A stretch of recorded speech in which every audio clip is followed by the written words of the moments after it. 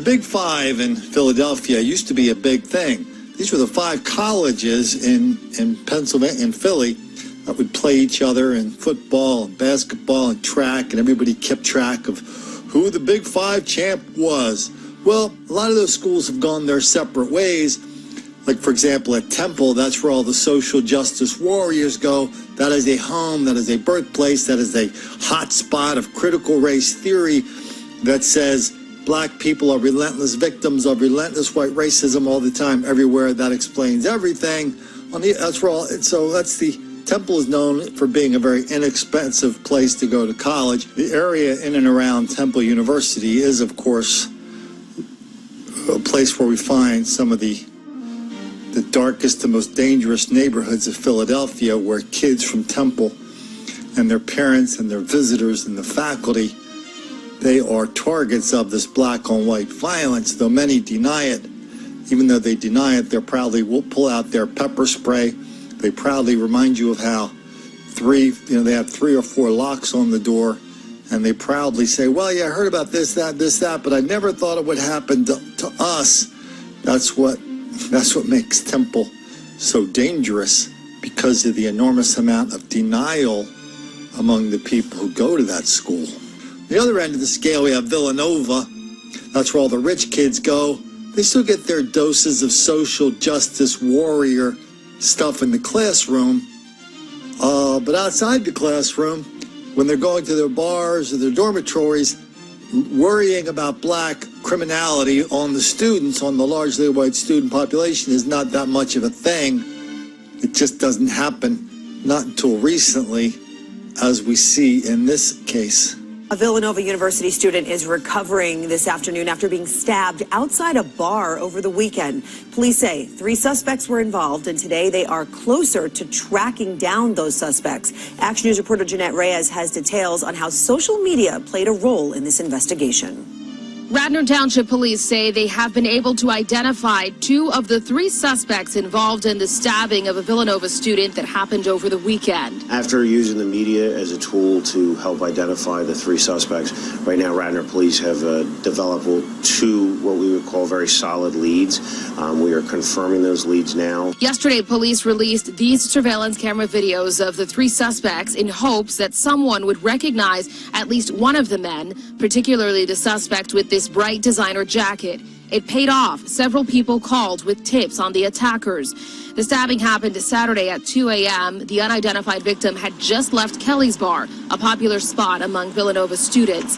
He told investigators he was walking down Prospect Avenue with a female friend when these 3 men catcalled her and verbally harassed them. The victim told his friend to run. Seconds later, a verbal altercation turned physical, and he was stabbed in the chest. His friend is okay. The next day, Villanova University sent out this email alerting the campus to a stabbing that happened not far from the university. This morning, students were stunned to learn the victim was a student. The stabbing is just alarming to hear, especially since this is such a nice area, and being a college student, that's definitely scary to think about. That's really scary. The unidentified victim didn't realize he'd been stabbed until minutes later. He was rushed to Bryn Mawr Hospital, where he remains in stable condition. But doctors tell police the wound was millimeters away from killing him. This is a near-death situation. This very easily could have been a homicide. Superintendent Flanagan says they have names and addresses that they are working to confirm, but want to give the attackers an opportunity to do the right thing. The investigation is not done by any means, but we want to get these guys off the street. If they are watching, come turn yourself in. We'll avoid a lot of different problems. And although authorities are currently following 3 major leads in this ongoing investigation, they're still in need of tips to piece together what exactly happened. Wow, Jeanette Reyes is having trouble figuring out what was going on. 3 black people approach a white guy and a white girl late at night. And she said they had a verbal confrontation, which turned into a fight. Wow. It wasn't a fight. I don't care what you call it. You call it a robbery, strong arm robbery, and assault. That was 3 people looking to beat the piss out of another guy just for the hell of it. That's a black thing, even at Villanova. And more often we're seeing that using a knife is a black thing. Let's head down to, I think, Birmingham, Alabama, where a couple of the fellas and their lovely ladies took out a knife.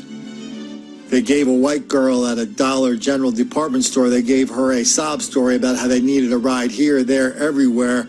They probably had a grandmother dying, an uncle, or a job application, or some other family tragedy mixed in the request for a ride. Agreeing to give them a ride was the worst and final mistake she ever made. Authorities released the name of the teenager charged alongside a man with capital murder. Xavier Scott and Dominique Jackson were both charged with capital murder for the death of Tiffany Kelly. Police said the two suspects asked the victim for a ride before killing her and stealing her car. Investigators said the two had been in Huntsville for a few weeks and wanted to steal a car to get back to Clark County. That's where they were later arrested. An investigator told Way 31 they were at a loss for words after what they heard from one of the suspects. I didn't see or feel there was any remorse. It was the only thing he did ask how his girlfriend was doing, but nothing for the victim. He also said the two planned to kill whoever gave them a ride that night. I've spent some time in Birmingham, Alabama, a couple of weeks there once. And, that is a city that is really divided. You can walk around some parts of Birmingham, you got a shopping center, it's all good.